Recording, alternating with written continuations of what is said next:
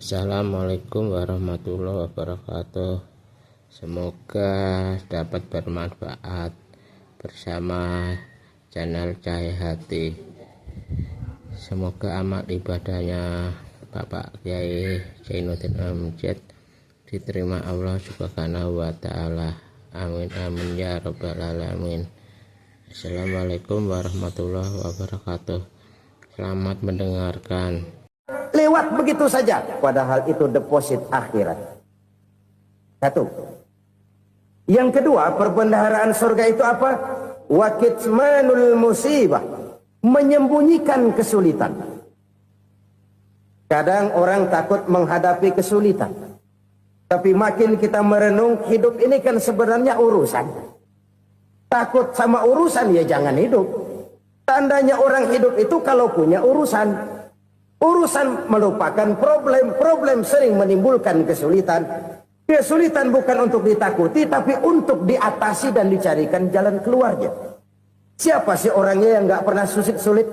Makin tinggi status sosialnya, makin gede urusannya. Makin tinggi kualitas imannya, makin berat tingkat kesulitannya. Cuma memang yang namanya enak itu seperti pelangi. Biang lala itu nggak pernah di atas kepala kita, di atas kepala orang melulu.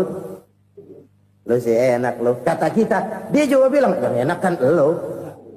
Pelangi itu nggak pernah di atas kepala kita. Kata tukang beca, aduh enak ya naik Mercy. Kata tukang beca, apa yang di dalam mobil Mercy? Aduh enak bener tukang beca, di jok ngeringkuk ngorok pulas bener. Saya kamar pakai AC sejuk, tempat tidur sutra empuk, alga spring bed, kulak kulik nggak bisa pulas kalau belum minum Valium, belum tidur. Enak bener tukang beca, di jok ngorok nggak tahu wetan kulon. Si tukang beca bilang yang di Mercy enak, yang di Mercy bilang tukang beca enak. Inilah enak, nggak pernah di atas kepala kita, di atas kepala orang lain melulu enak itu. Nah, saudara-saudara, yang merupakan perbendaharaan surga itu orang yang bisa menyembunyikan kesulitan, baik pribadi ataupun rumah tangga. Nih terutama rumah tangga yang jadi soalnya. Kadang-kadang kita ini kalau senang, sebaliknya kalau senang kita diam, kalem aja, cuek. Banyak banget duit kita bawaan, diam aja udah. Malah ketemu orang takut. Tapi begitu susah, sekampung tahu. Padahal Nabi mengajarkan perbendaharaan surga itu menyembunyikan musibah, menyembunyikan kesulitan. Kalau enak, cerita sama orang-orang. Kalau nggak enak, rasain sendiri, tekan sendiri, atasin sendiri. Kita kan sebaliknya. Senang kita diam, asal lagi susah, paling tidak kita nyari teman buat cerita kesusahan. Siapa orangnya yang nggak pernah susah? Cuma soalnya bagaimana kita mengatasi kesusahan itu sendiri. Begitu juga misalnya kalau orang sudah berumah tangga, itu orang tuanya harus menjadi tempat dia cerita yang enak-enak saja. Yang nggak enak rasain berdua, selesaikan berdua, atasin berdua. Jangan dibalik. Asal senang diam, giliran susah saja. Maknya laporan. Terbalik. Bisa menjaga security informasi. Makan sama bayam, keluar, diem. Malah seluitan. Enak amat lu makan daging ayam. Security informasi. Saudara-saudara kaum muslimin, rahimakumullah. Ujian yang terberat itu yang pernah diberikan kepada para nabi, para rasul, para aulia, para ulama. Makin tinggi keimanan, makin berat bentuk kesulitan. Ayo saya kemukakan satu contoh saja. Ada seorang nabi yang kaya, nabi kaya, namanya Nabi Ayub. Iblis kalau orang begini kan keki, ibadahnya rajin, kaya. Nih yang kayak begini susah digodain. Kalau ibadahnya rajin, miskin, kali bisa disogok. Sini imannya mantap, ibadahnya rajin, kaya, nabi lagi. Oh, tapi namanya iblis nggak kurang akal. Laporan, Tuhan, kenapa iblis? Ya ini bahasa saya, bahasa Qur'annya sih nggak gitu. Itu hambamu yang namanya Ayub, dia rajin ibadah cuma karena dikasih kaya aja. Coba kasih miskin dia, berhenti dia sembahyang. Ah, kamu bisa aja. Saya tahu Ayub itu hambaku yang ikhlas. Saya buktiin Tuhan, silahkan. Dibuktiin lah, iblis turun ke alam ini. Yang mula-mula dia lakukan, dia rusak sawah ladang Nabi Ayub. Dia binasakan binatang ternak Nabi Ayub. Sehingga dalam waktu singkat, jatuhlah Nabi Ayub dari orang paling kaya jadi orang paling miskin. Beliau masih ibadah di mihrab dalam masjid. Datang iblis. Saudara Ayub, ya. Lagi ngapain? Ibadah. Nyembah Allah, nyembah Allah. Oh, percuma. Kenapa? Tuhan yang ente sembah nih, dia udah bikin miskin ente.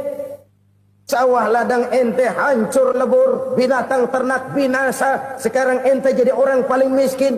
Ngapain nyembah Tuhan kayak begitu? Tekor.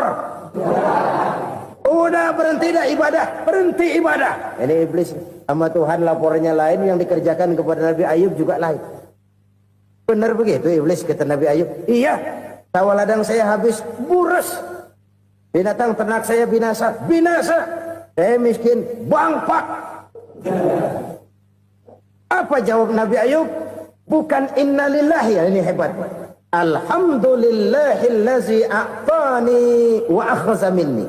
Segala puji bagi Allah yang telah memberikan harta kepada saya dan sekarang mengambilnya lagi. Alhamdulillah. Allah yang ngasih, Allah yang ambil. Itu mah urusan Allah. Iblis cuman ibadah jalan terus, sujud lagi Nabi Ayub. Iblis seleher gondok banget. Dasar Nabi nggak mempan dia apa-apain. Miskin malah alhamdulillah. Allah yang ngasih, Allah yang ngambil. Jadi kalau kita tidak komit, kita tidak terikat kepada kaya, miskin, senang, susah, apa yang bisa bikin kita susah? Jadikan kekayaan, kemiskinan, jadikan senang, susah sebagai anak buah yang bisa kita atur. Jangan kekayaan ngatur kita, jangan kemiskinan ngatur kita. Kita yang harus mengatur mereka. Senang, susah, kaya, miskin, bahagia, sengsara, jadikan itu anak buah yang bisa kita atur. Kalau sekarang kita kaya, lain saat boleh jadi kita miskin, semiskin-miskinnya. Allah yang ngasih, Allah yang ngambil. Tenaga mana yang bisa menghalangi? Ibadah jalan terus. Iblis makin gondok. Dasar Nabi loh. Akhirnya apa? Nabi Ayub dikerjain, diberikan penyakit. Demikian fatal penyakitnya. Bayangin, udah miskin sakit. Masya Allah. Miskin sakit. Sakitnya nggak lama, kira-kira 16 tahun. Istrinya 3, 2 mental minta ceraiin. Ngerawatin laki bengek begini. Senang belum tentu, susah udah pasti nih. Cerai aja, cerai dah. Cerai. Tinggal satu Siti Rahmah yang setia menemani beliau. Sesetia-setianya hati perempuan. Satu saat Siti Rahmah bilang, Bang, ya, abang kan Nabi bang. Lalu, namanya Nabi kan doanya jarang meleset bang. Maksud kamu minta kenapa sih sama Tuhan biar abang sembuh baik dah bang? Siti Rahmah, iya. Saya sakit berapa tahun sih dah? 16 tahun bang. Sebelum ini saya sehat berapa tahun? Ya kira-kira 60 tahun bang. Nah coba ente banding-bandingin Rahmah. Saya dikasih sehat 60 tahun.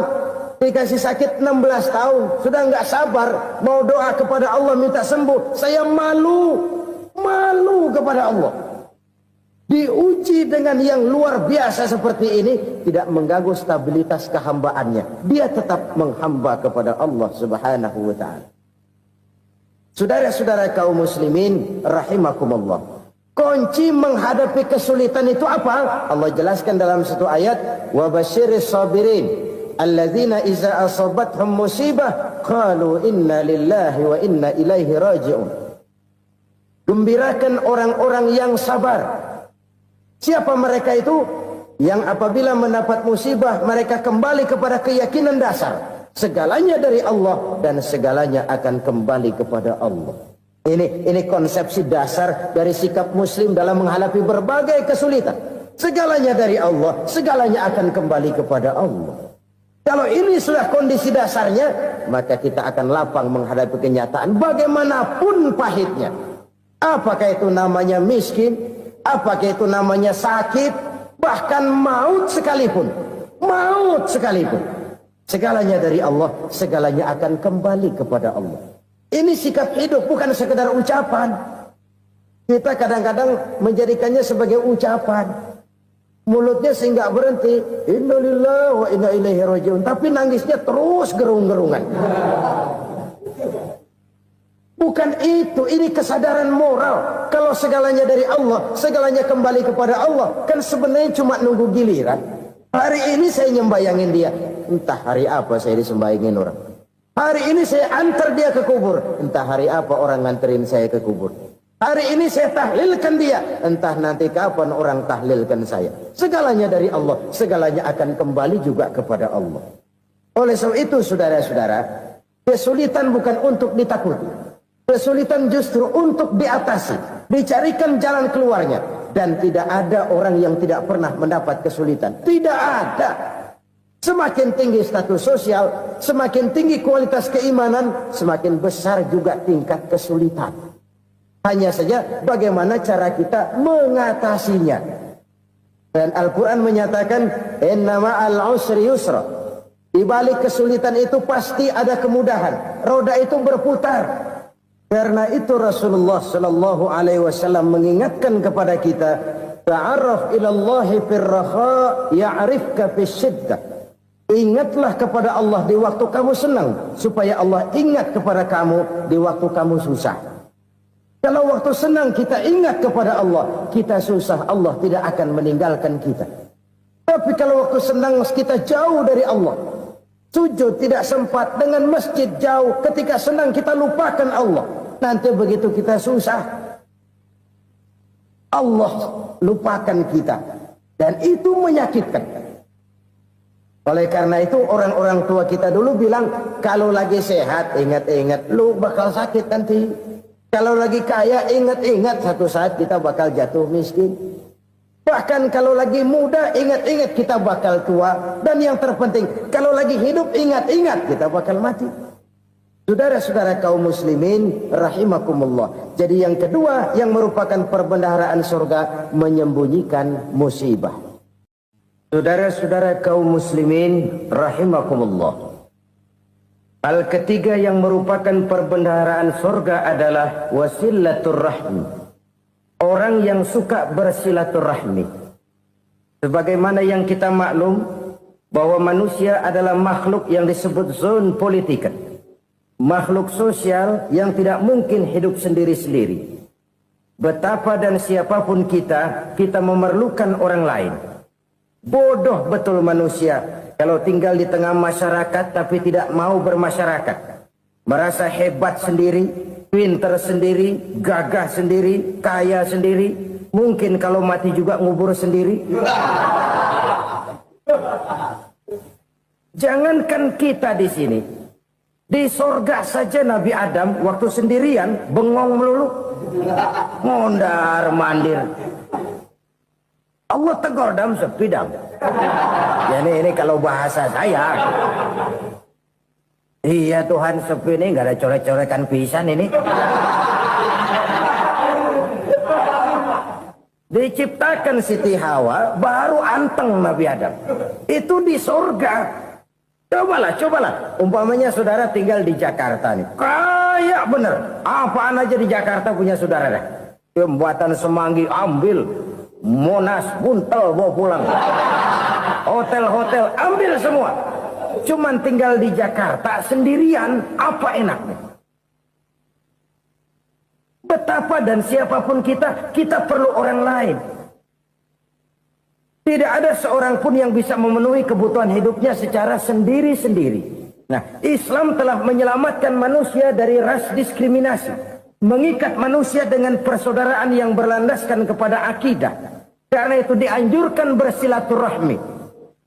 Bahkan Nabi menyatakan, Man arada ayyubsata lahu fi rizkihi wa yunsa'a fi atharihi falyasil rahimah. Siapa yang kepengen diluaskan rezekinya dan dipanjangkan usianya, banyaklah ia bersilaturahmi. Siapa yang kepengen dimudahkan rezekinya, hendaknya ia banyak bersilaturahmi. Kalau banyak teman, kesulitan kan paling tidak ada tempat cerita. Udah susah, sendirian kita pikirin diri, nggak ada tempat tukar pikiran. Cepet banget sama bengek. Dilawan sendiri. Nah, secara makro kita bisa berkata, tidak mungkin ada kemenangan kalau tidak ada kekuatan. Tidak ada kekuatan kalau tidak ada kesatuan dan persatuan.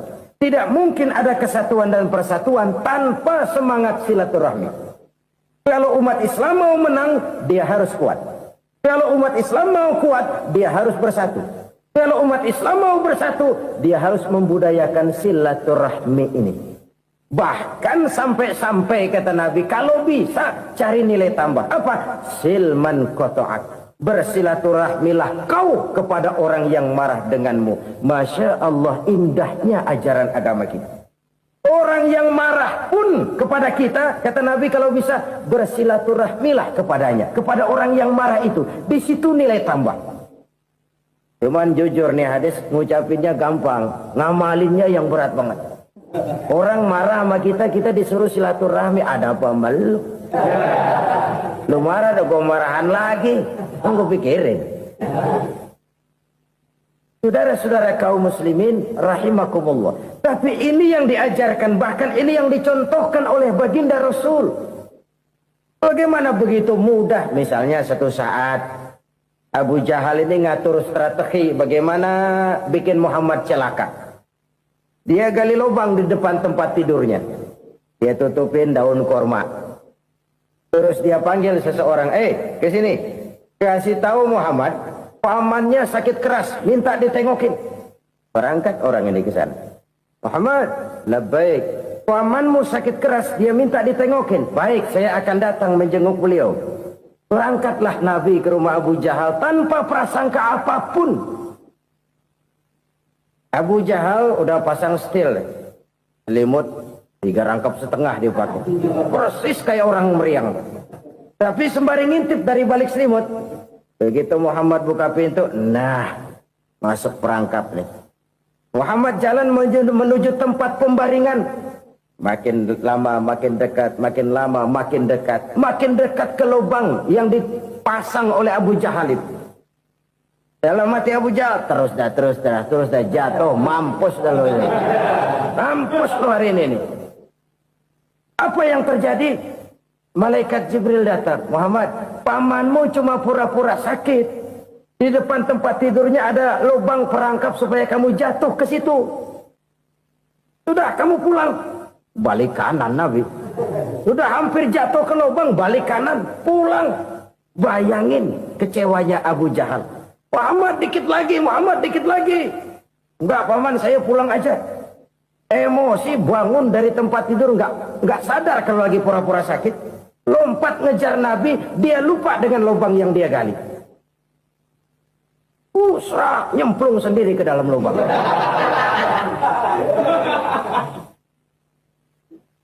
Nabi terus berlalu.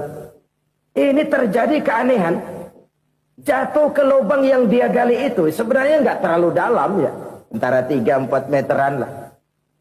Tolong saya jatuh ke lubang ini. Datanglah pelayan-pelayannya itu. Angkat saya dari sini. Oh, yang ngulurin tambang. Satu gulung, belum juga nyampe itu tambah. Kurang, beli lagi ke warung. Sambung, ulur lagi, nggak juga bisa sampai. Wah, ini kerjaan Muhammad ini. Tolong, siapa salah seorang kamu ke rumah Muhammad? Kasih tahu, encangnya kecebur. Minta ditolongin. Sampaikan kepada Rasul. Kenapa?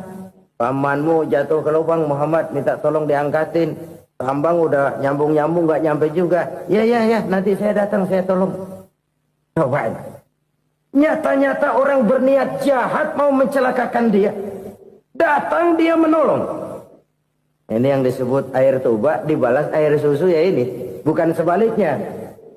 Air tuba dibalas air susu. Paman, kecebur ya? Iya Muhammad, tolong ini. Pegang tangan saya. Nabi ulurkan tangannya. Nyampe. Dipegang oleh Abu Jahal. Diangkat ke atas. Sampai atas. Apa kata Abu Jahal? Sihirmu memang hebat Muhammad. Udah ditolongin dikata sihir. Ya enak kita kemplang kan itu orang begitu. Urusan apa? Tapi inilah akhlak. Kalau bisa kamu bersilaturahmilah dengan orang yang marah kepadamu sekalipun. Orang marah kita tetap baik. So, kalau kita berbuat baik sama orang yang memang baik, rasanya sih biasa-biasa aja. Orang baik kita baik lagi, ya draw aja, belum ada nilai tambah di situ. Baru ada nilai tambah kalau kita bisa berbuat baik kepada orang yang nyakitin kita. Itu namanya kita setingkat di atas dia. Dia sakitin kita, kita berbuat baik sama dia. Dia pelit sama kita baik sama dia. Dia marahin kita deketin dia. Di situ kita punya nilai tambah. Jadi siapa yang ingin diluaskan rezekinya kata Nabi dan dipanjangkan umurnya, hendaklah ia banyak-banyak bersilaturahmi. Sederhana sebenarnya silaturahmi, tapi silaturahmi membangkitkan semangat kesatuan dan persatuan. Kesatuan dan persatuan melahirkan kekuatan. Dalam matematika 1 ditambah 1 pasti 2. Tapi di tengah masyarakat, 1 orang takut ditambah 1 orang takut, hasilnya jadi 2 orang setengah berani. Kenapa setengah berani? Karena udah berdua. Tadi pan takut sendirian. Kalau dia kumpul turu-turu takut lah jadi berani. Kita yang lemah, kita yang tidak berdaya, kita yang miskin, kalau mau kompak bersatu, apa yang nggak bisa kita kerjain? Apalagi tinggal di kota besar, pilihan cuma 2. Bertahan atau minggir. Bertahan atau minggir. Untuk bisa bertahan harus mampu bersaing. Untuk mampu bersaing harus punya keahlian. Keahlian harus ditunjang dengan pendidikan. Ditambah oleh kekompakan sebagai umat. Udah miskin mencar mulu orang injak kita. Orang nggak pandang urusan apa yang malu. Oleh karena itu silaturahmi pada hakikatnya merupakan roh dari ukhuwah yang diajarkan oleh agama kita. Bagaimana Islam menyelamatkan masyarakat manusia dari ras diskriminasi, mengikat manusia, dan tidak ada persaudaraan yang lebih indah selain persaudaraan yang diikat dengan nilai-nilai akidah. Sepanjang orang di jalan Allah, itulah saudara kita. Keluar dia dari jalan Allah, selesailah persaudaraan sampai di situ. Karena itu, kalau ingin menyimpan sesuatu di surga, banyaklah bersilaturahmi. Datang ke rumah ini, datang ke rumah itu, dan lain sebagainya. Itu simpanan kita di akhirat nanti. Ini yang ketiga. Saudara-saudara, yang keempat, perbendaharaan surga itu apa? Wa qawlu la hawla wa la quwwata illa billah. Ucapan la hawla wa la quwwata illa billah. Ibadah kan ada yang berat, modalnya besar. Bangun masjid berat, modalnya besar. Bangun rumah sakit berat, modalnya besar. Ada ibadah yang berat, tapi modalnya ringan. Misalnya puasa. Puasa itu berat, mengendalikan nafsu. Kalau sekedar nggak makan, nggak minum sih enteng. Mengendalikan nafsu. Itu jihad terbesar. Tapi kan modalnya ringan, cuma niat saja. Ini ibadah berat, modalnya ringan. Ada ibadah yang ringan, modalnya juga enteng. Seperti termasuk ucapan la haula wa la quwwata illa billah. Tanpa sadar, la haula wa la quwwata illa billah. Nyelengin tuh di surga. Nyelengin, kita nggak terasa. Nyelengin simpanan akhirat. La haula wa la quwwata illa billah. Nyimpan lagi. Kaget, la haula wa la quwwata illa billah, nyimpan lagi, banyak simpanan.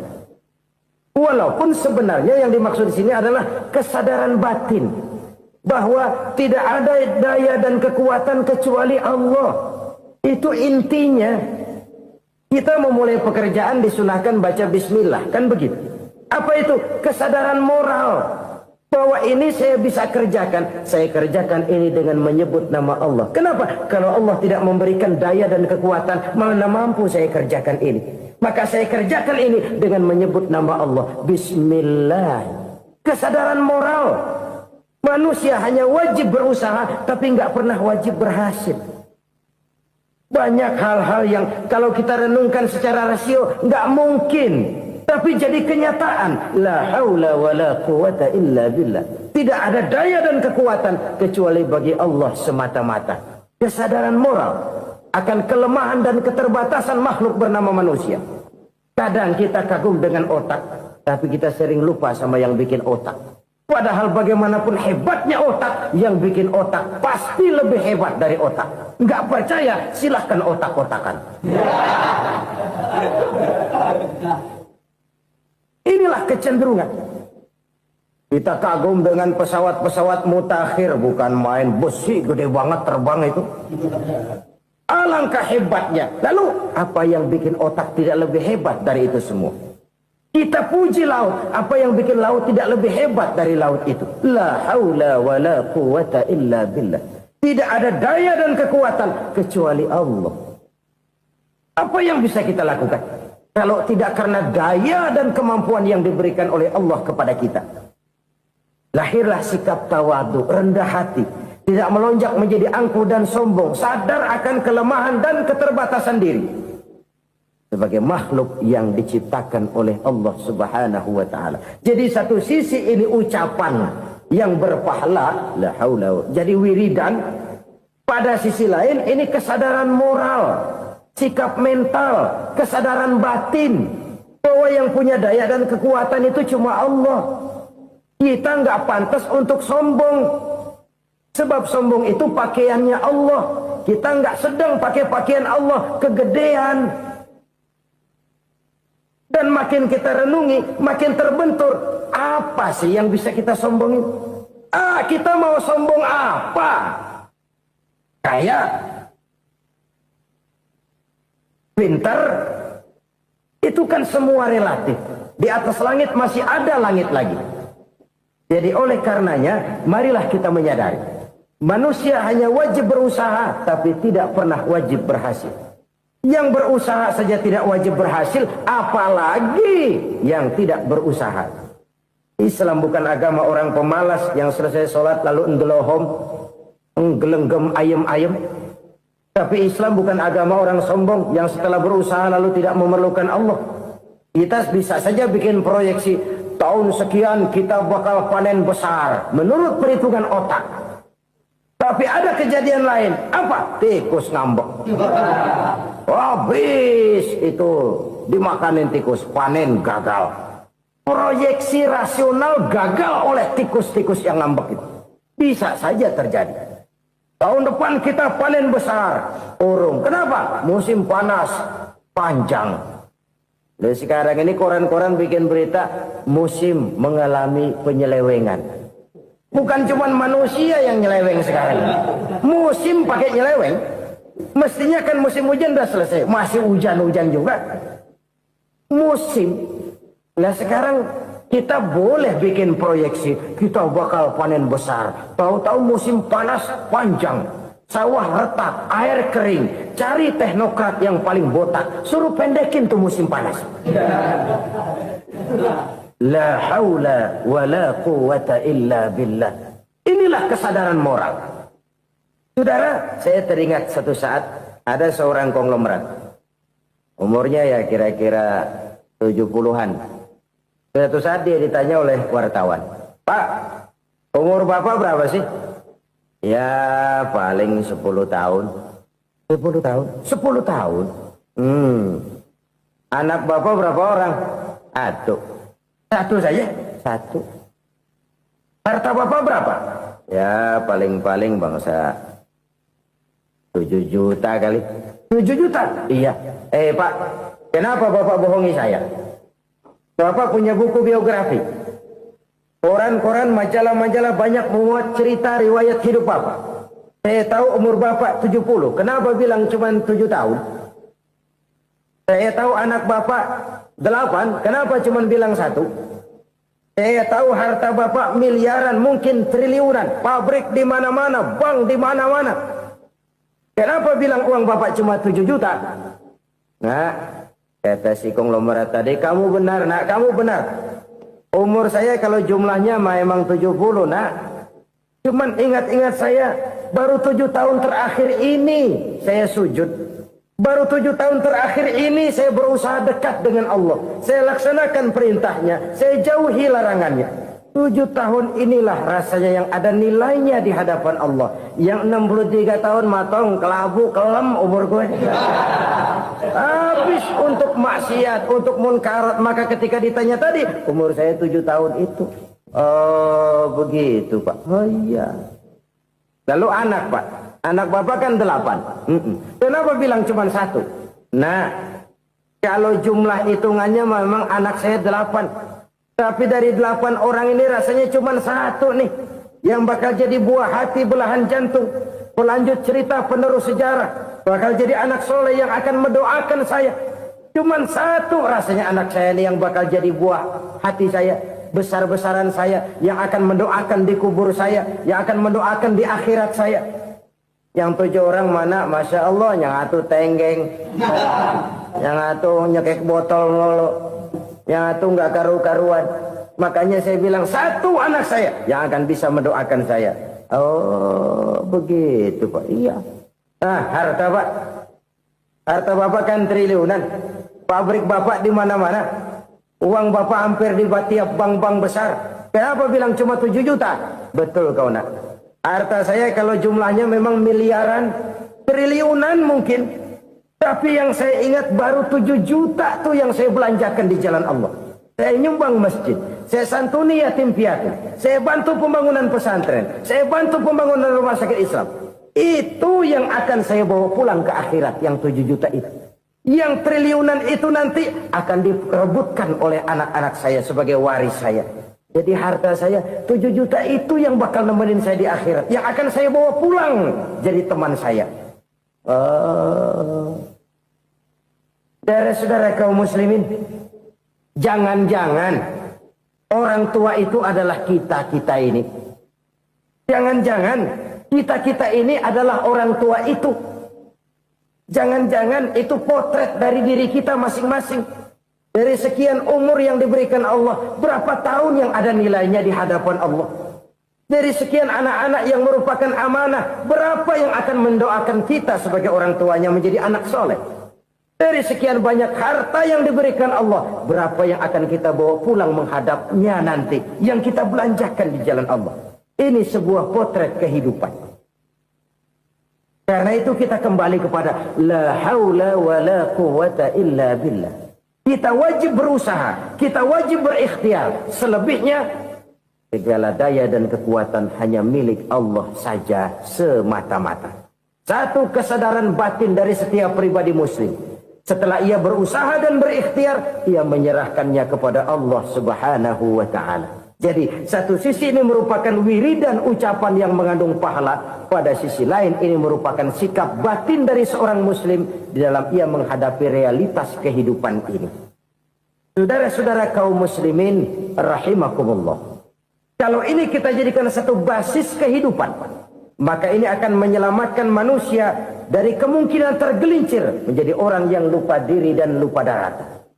Sebab itu Imamul Ghazali berpesan, jadidis safinah fa innal bahra amiq wa khuziz zad fa inna safara ba'id wa khaffifil hamla fa innal hamla sadid.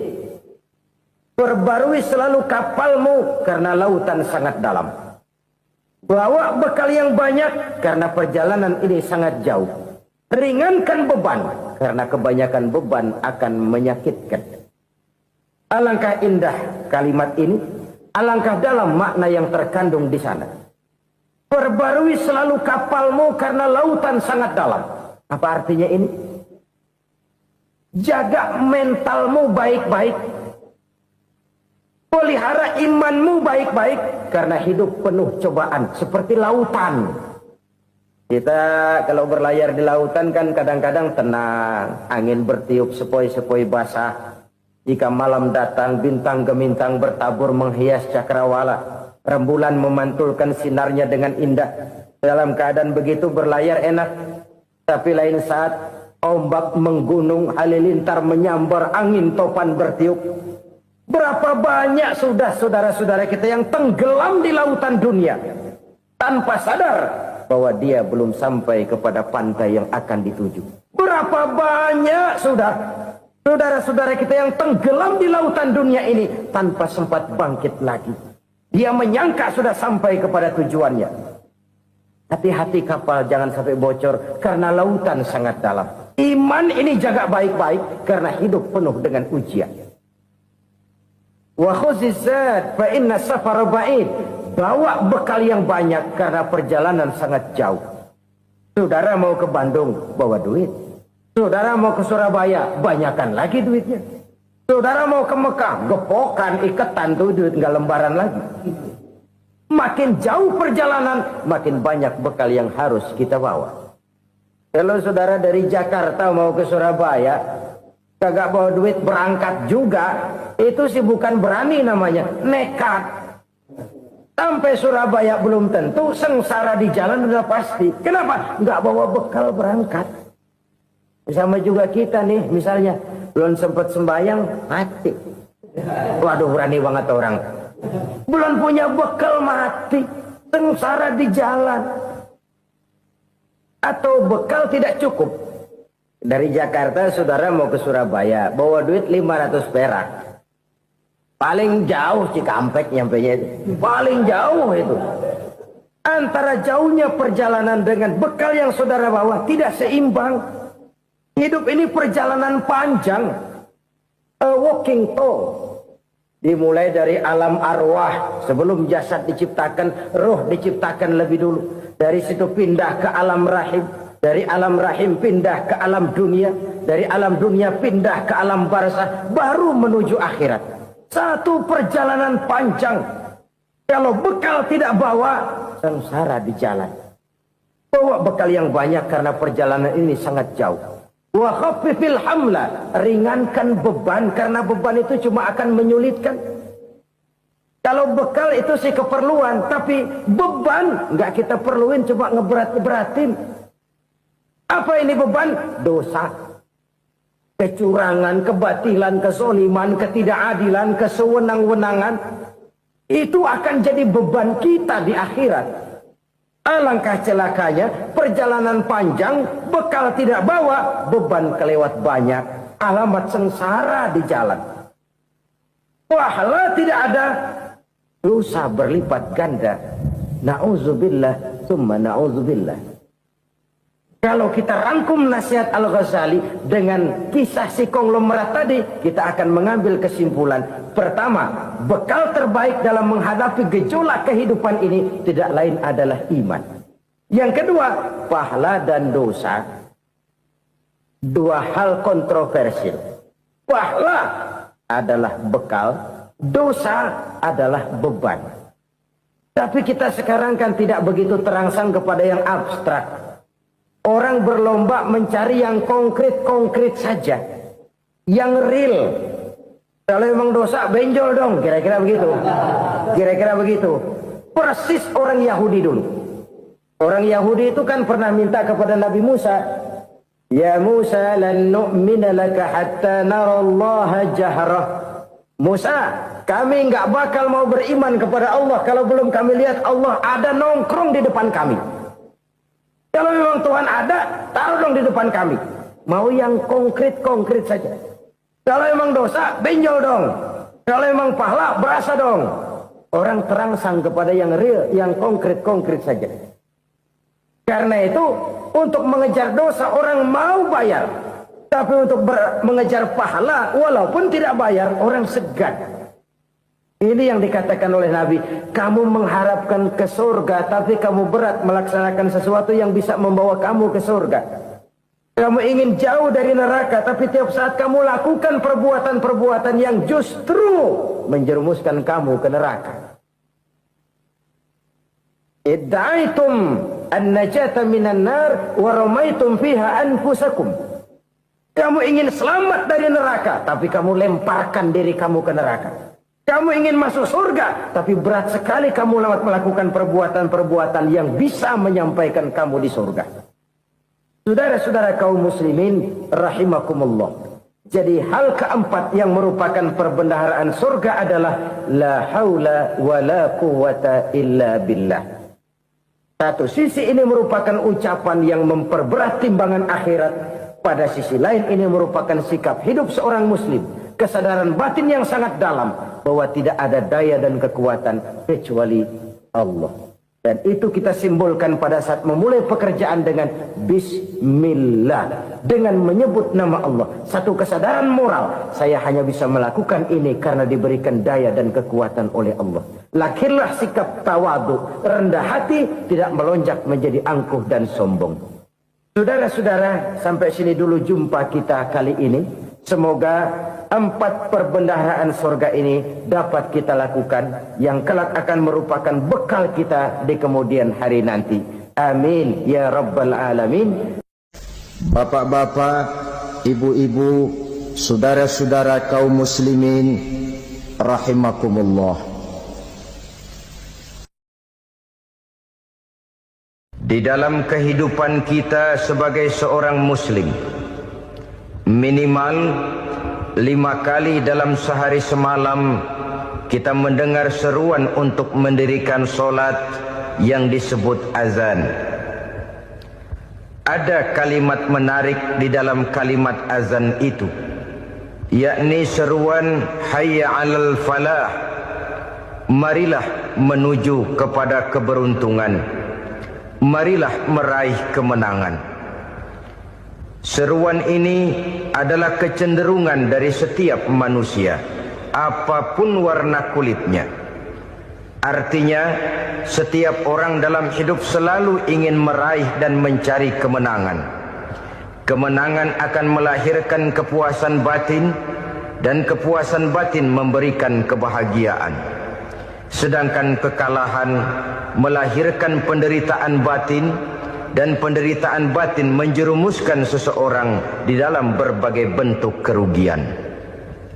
Jikalau inilah seruan azan, maka masalahnya ialah apa yang menyebabkan kita meraih kemenangan. Al-Quranul Karim memberikan tuntunan dan ajaran kepada kita bahwa orang-orang yang memperoleh kemenangan itu tidak lain adalah orang-orang yang bertakwa. Hanyalah mereka yang bertakwa kepada Allah Subhanahu wa ta'ala pada akhirnya akan tampil sebagai pemenang. Lalu siapa orang yang bertakwa itu? Dijelaskan dalam awal-awal Al-Baqarah, orang yang bertakwa yang akan meraih kemenangan. Pertama, allazina yu'minuna bil ghaib, yaitu orang-orang yang beriman kepada yang gaib. Percaya bahwa ada alam yang gaib, alam yang abstrak, alam yang tidak bisa dijangkau oleh salah satu daripada panca indera kita. Mereka percaya dan beriman kepada adanya malaikat, beriman kepada adanya iblis dan jin, beriman kepada adanya alam kubur, beriman kepada adanya alam mahsyar, beriman kepada adanya alam akhirat, beriman kepada adanya surga dan neraka.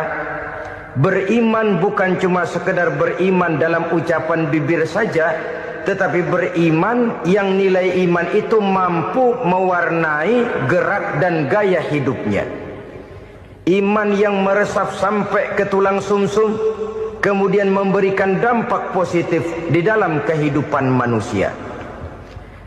Alam, kita tahu, adalah sesuatu yang selain Allah, dan Allah bukanlah alam. Apapun namanya selain daripada Allah, itu adalah alam. Alam pada hakikatnya terbagi menjadi 2. Ada alam syahadah, alam nyata, alam konkret, alam yang bisa dijangkau oleh salah satu indera kita. Kemudian ada alam ghaib, alam yang tidak bisa dijangkau oleh panca indera kita, alam metafisika, alam abstrak, alam yang wajib kita imani keberadaannya. Kita percaya bahwa malaikat itu ada, Kita percaya kepada jin, bahwa jin itu ada. Kita percaya kepada adanya iblis dan setan. Bukan percaya kepada iblis dan setannya, percaya bahwa iblis dan setan itu ada. Itu termasuk salah satu daripada sifat orang yang bertakwa kepada Allah.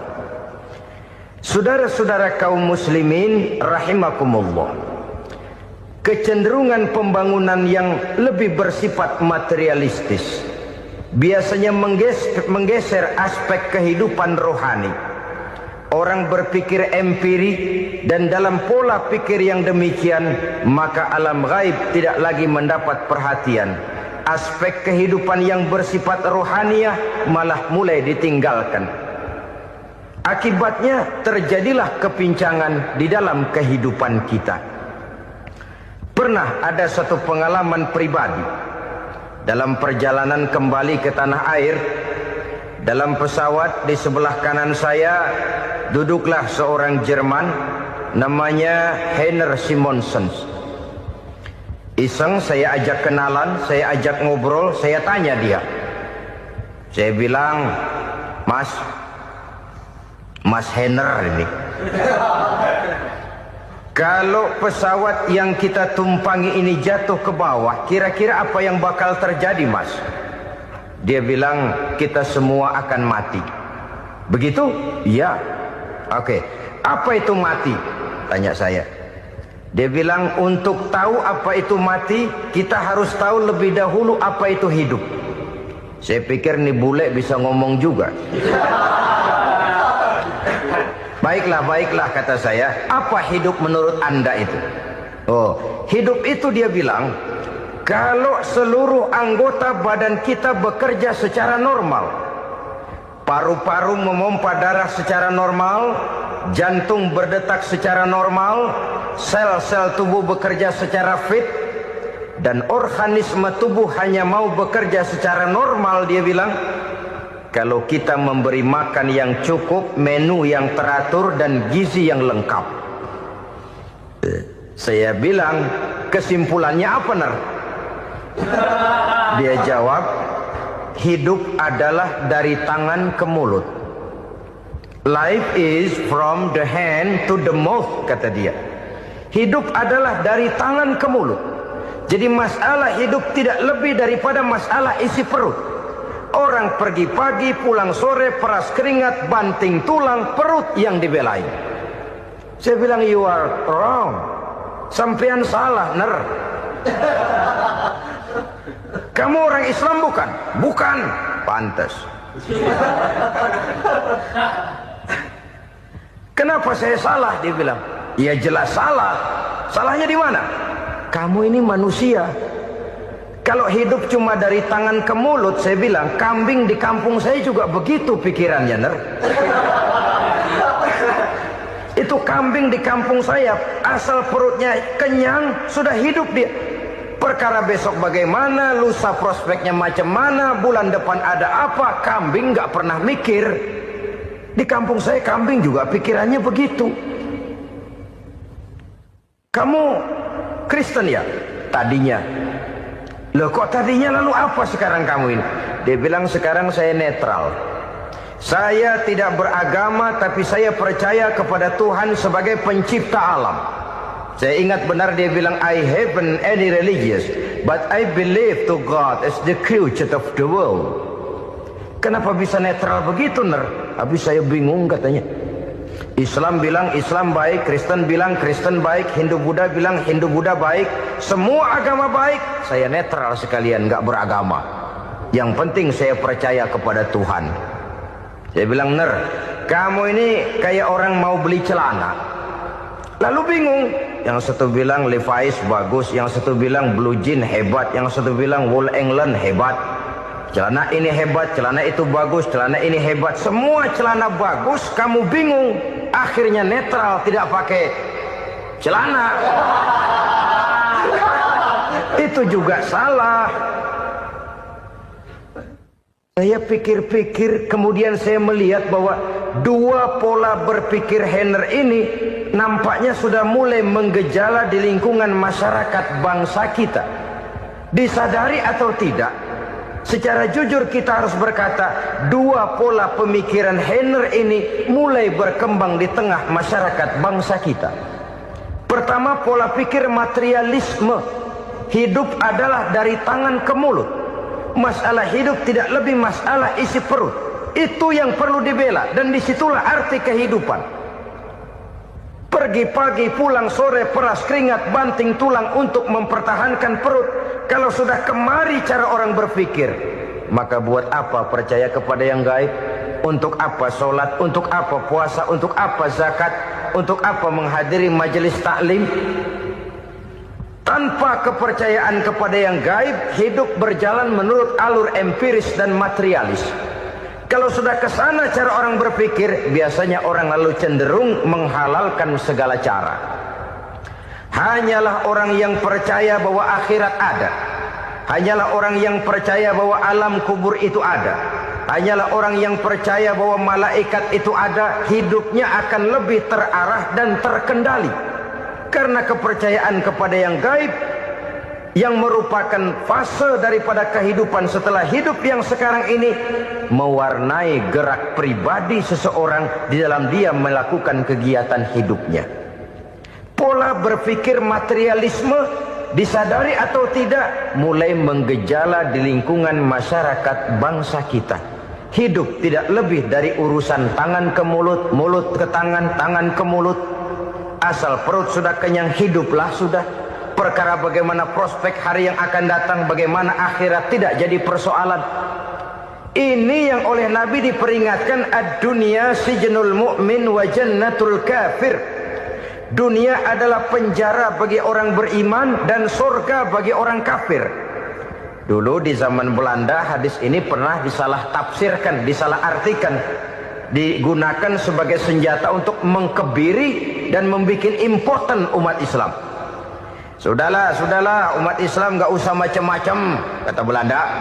Dunia ini kan penjara buat orang Islam, surga buat orang kafir. Di penjara jangan bertingkah.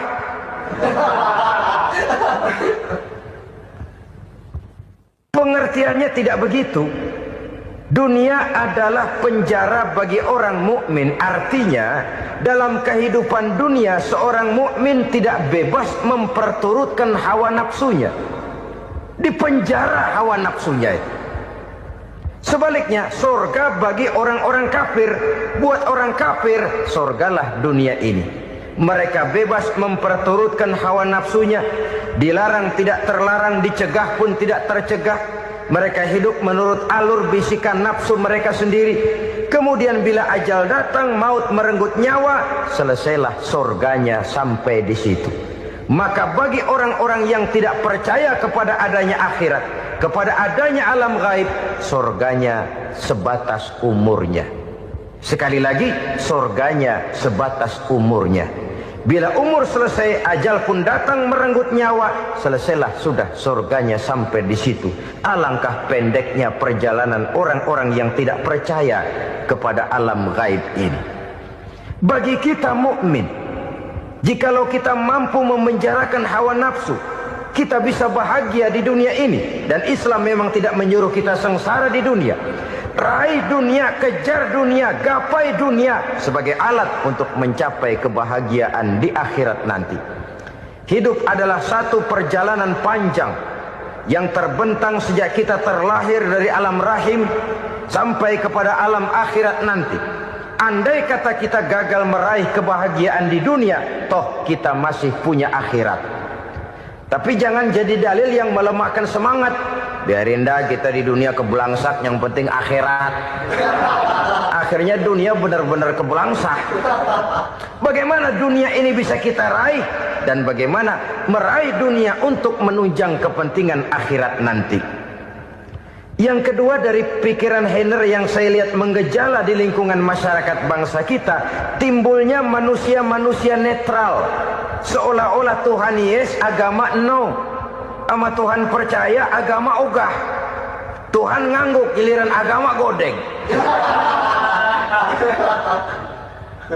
Padahal hampir dalam setiap ayat dalam Quran, kata-kata amanu biasanya bergandeng dengan wa amilus shalihat. iman dan amal soleh. Ini sebagai isyarat Tuhan dan agama jangan pernah dipisah-pisah. Apabila kita bertuhan, maka kita harus beragama. Apabila kita beragama, maka agama itu harus bersumberkan dari Tuhan yang kita imani itu. Tidak mungkin kita pisah, Tuhan yes, agama no. Sama Tuhan percaya tapi agama bikin sendiri. Sembayangnya cukup bengong 2 jam madep ngulon.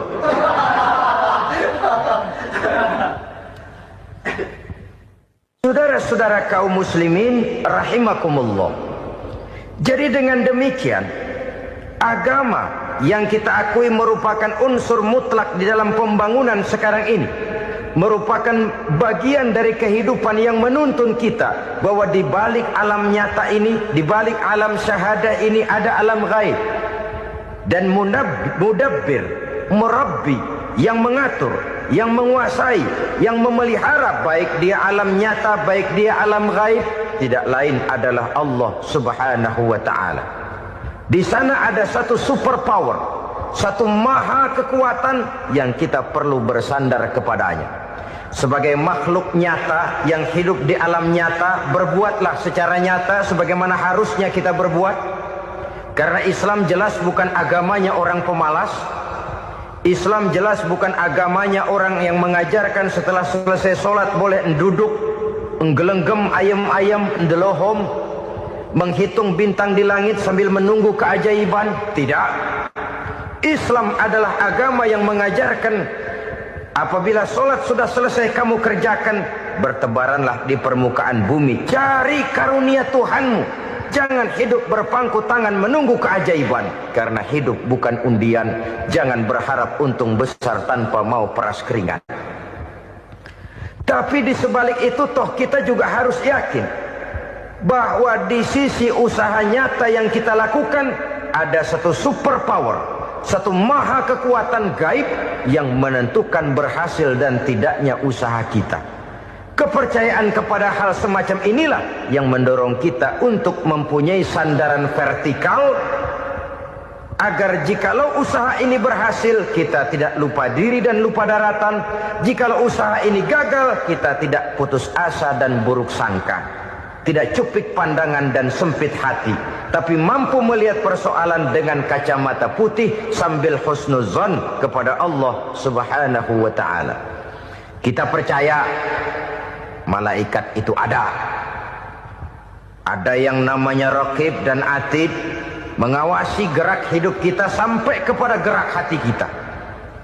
Ini memberikan sugesti agar kita berhati-hati. Tidak sejengkal tanah pun kita bisa berlindung dari pengawasan raqib dan atid. Ada munkar nakir yang akan menyoal kita di alam kubur. Ada malaikat malik, penjaga neraka. Ada malaikat ridwan yang menjaga surga. Kita percaya kepada adanya jin, kita percaya kepada adanya setan, iblis. Percaya kepada adanya, bukan mempercayai si setan, si iblis lalu menjadikannya sebagai teman. Tidak. Percaya bahwa mereka itu ada dan merupakan makhluk Allah yang gaib, yang diciptakan Allah Azza wa Jalla. Kepercayaan kepada alam gaib memberikan motivasi terhadap gerak lahir manusia, sehingga dengan motivasi kepercayaan kepada yang gaib, gerak lahir jadi lebih terarah, jadi lebih terpelihara.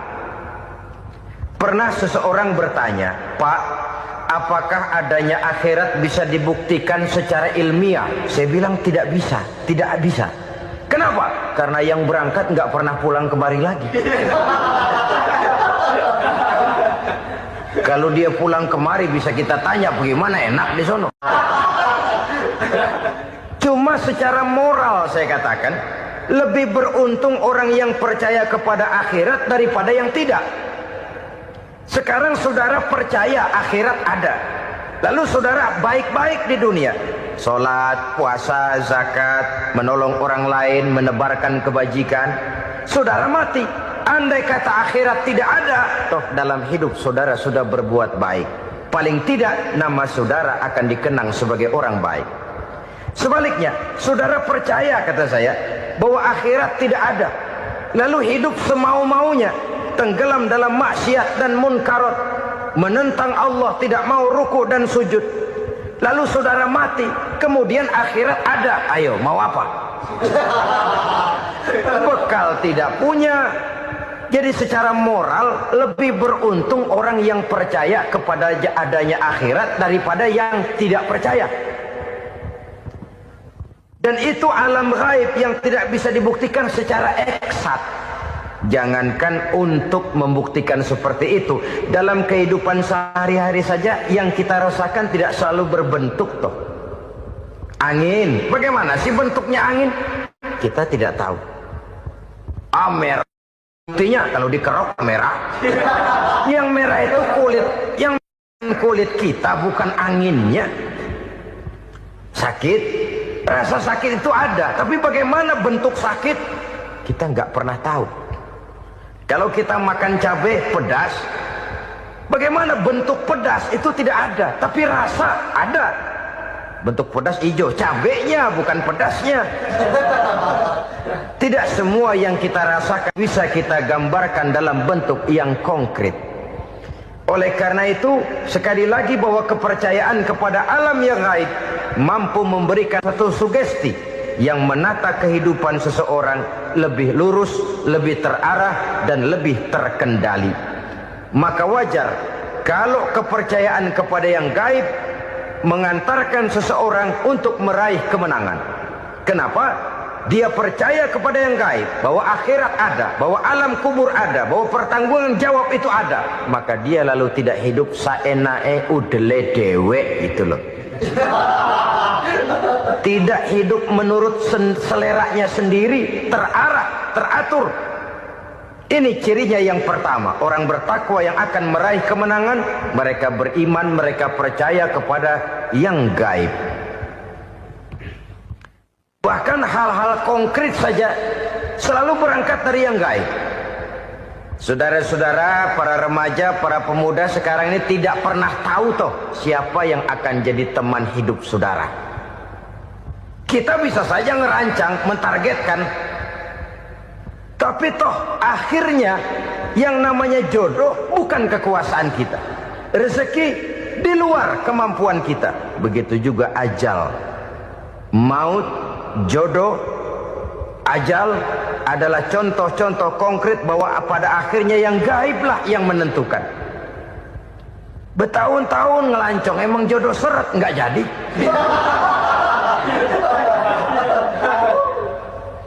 Begitu kenal baru setengah malam nginep ditangkap hansip kan.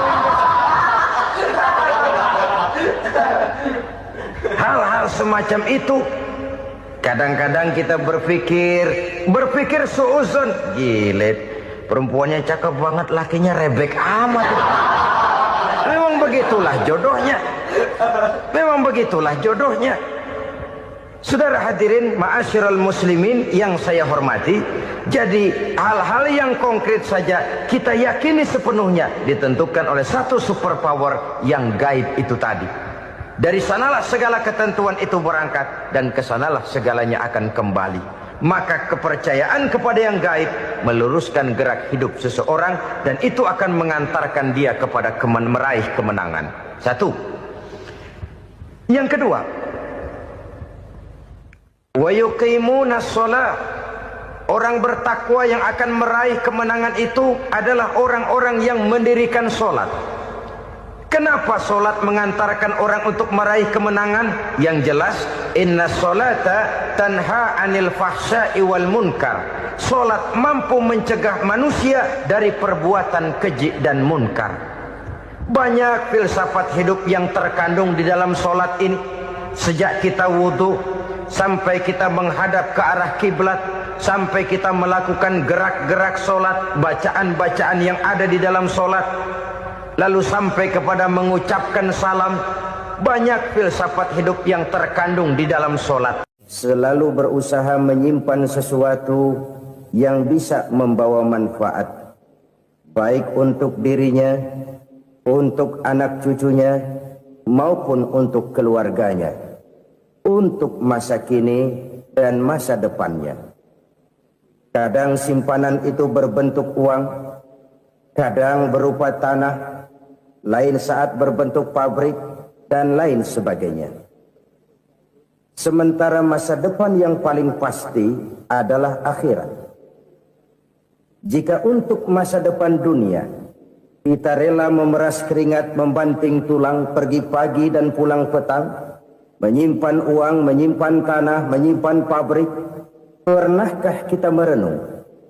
Jika satu saat kiamat datang, kita dibangkitkan dari kubur masing-masing, berdiri di padang mahsyar untuk mempertanggungjawabkan seluruh kegiatan hidup kita di dunia ini.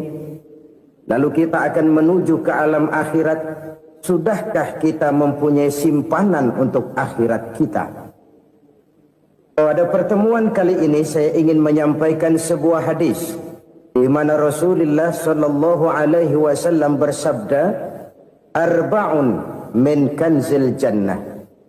Simpanan sorga ada 4 macam. Yang pertama, ikhfa'us sadaqah, menyembunyikan sedekah. Saudara-saudara kaum muslimin, sebagaimana yang kita maklum bahwa Allah Subhanahu wa taala melebihkan sebagian rezeki dari kita terhadap yang lain. Ada yang kaya, ada yang setengah kaya, ada yang miskin, ada yang setengah miskin, dan selanjutnya. Ada yang gajinya kecil tapi penghasilannya gede. Ada yang penghasilannya gede tapi nggak punya gaji. Ada juga yang memang gajinya gede dan penghasilannya gede. Kelebihan rezeki merupakan sunnatullah dan tidak harus membuat kita merasa lebih dari yang lain. Bahkan sebaliknya, kelebihan itu harus membuat kita ringan tangan untuk menolong mereka yang memang memerlukan pertolongan. Kalau saudara diberikan ilmu, maka pertanyaan akhirat cuma satu. Ilmumu kau amalkan untuk apa? Kalau saudara diberikan umur yang panjang, pengadilan akhirat juga bertanya satu. Umurmu kau habiskan di mana? Tapi kalau saudara diberikan harta, pengadilan akhirat akan bertanya 2. Hartamu kau dapat dari mana? Kau belanjakan kemana? Dari mananya ditanya dan kemananya juga ditanya. Oleh karena kita akan dimintakan pertanggungan jawab, maka amanah yang bernama harta ini harus kita gunakan dengan sebaik-baiknya. Ada penggunaan yang merupakan kewajiban, itu zakat namanya. Ada penggunaan yang sewaktu-waktu, itu infak namanya. Ada yang lebih sewaktu-waktu lagi, dan itu sedekah namanya. Zakat dia terikat oleh haul dan nisab, oleh putaran batas waktu dan ukuran dari harta itu sendiri. Sedangkan infak terikat oleh situasi dan kondisi perekonomian seseorang. Sedangkan sedekah tidak terikat dengan apapun. Dalam kondisi seperti apapun kita bisa melakukan sedekah dengan yang terkecil sekalipun. Sampai-sampai Rasulullah sallallahu alaihi wasallam mengajarkan, la tahqiranna minal ma'rufi syai'an walau an talqa akhaka biwajhin talik. Atau ada hadis, tabassumuka fi wajhi akhika laka shadaqah. Senyumanmu kepada temanmu adalah sedekah. Jadi untuk melakukan sedekah tidak harus dalam berbentuk uang. Dengan ilmu kita bisa sedekah, dengan tenaga kita bisa bersedekah, dengan pikiran kita bisa bersedekah, bahkan senyum kepada teman itu pun sedekah. Jadi kalau sedekah dengan uang memang belum punya uang, nyengir aja banyakin. Itu asal pada tempatnya, jangan lalu ketemu tiang listrik cengengesan. Tentu tidak pada tempatnya dan tidak wajar. Nah, sedekah yang paling dicintai Allah adalah sedekah yang disembunyikan. Artinya jauh dari sifat riya. Dan kadang-kadang ada orang sedekah itu disebutkan namanya. Apa tidak bagus? Kalau memang niatnya ikhlas, ya bagus-bagus saja. Untuk memberikan sugesti kepada yang lain. Di Fulan bin Fulan nyumbang sekian, diumumkan. Boleh kalau niatnya untuk memberikan rangsangan kepada yang lain supaya dia menyumbang lebih besar dari orang tadi. Tapi kalau itu mendatangkan ria, maka sedekah yang paling dicintai Allah adalah sedekah yang disembunyikan. Tangan kiri saja tidak tahu apa yang diberikan oleh tangan kanan. Sedekah yang dilakukan dengan ikhlas akan merupakan perbendaharaan surga. Tersembunyi dari pandangan orang lain, tidak seorang pun tahu. Karena memang sikap yang baik adalah melupakan kebaikan dan mengingat kesalahan. Itu salah satu ciri orang bahagia. Orang yang selalu mengingat kesalahannya dan berusaha melupakan segala kebaikannya. Kalau dia akan berada kebaikan, dia tidak bisa ikut, dia merasa rugi karena dia merasa belum pernah berbuat baik. Tapi kalau akan melakukan kesalahan baru, dia ingat kesalahan yang sudah-sudah, sehingga terhalang baginya untuk melakukan satu kesalahan baru. Demikianlah saudara-saudara, bahwa Allah melebihkan rizki sebagian kita dari yang lain, agar terjadi tolong-menolong dalam kehidupan ini. Jadi kesenjangan yang nature, kesenjangan yang alami, itu sunnatullah.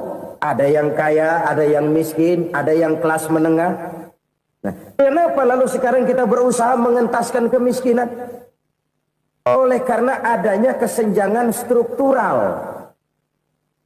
Kalau yang kaya bisa semakin kaya, kenapa yang miskin tidak bisa naik jadi ikut sedikit kaya? Sebab pada dasarnya Islam adalah agama yang sejak turunnya sudah berupaya memerangi kemiskinan. Bahkan dikatakan kemiskinan itu mendekatkan kepada kekufuran. Orang kalau miskin udah dekat banget sama kafir. Gampang menjadi kafir. Berapa banyak saudara-saudara kita yang oleh karena soal perut, oleh karena soal materi, terpaksa meninggalkan dan menanggalkan akidahnya. Menjual petunjuk yang diberikan Allah dengan kesenangan dunia yang cuma sebentar ini. Na'udzubillah, thumma na'udzubillah. Jadi makin kita sembunyikan satu sedekah, semakin banyak perbendaharaan kita di surga.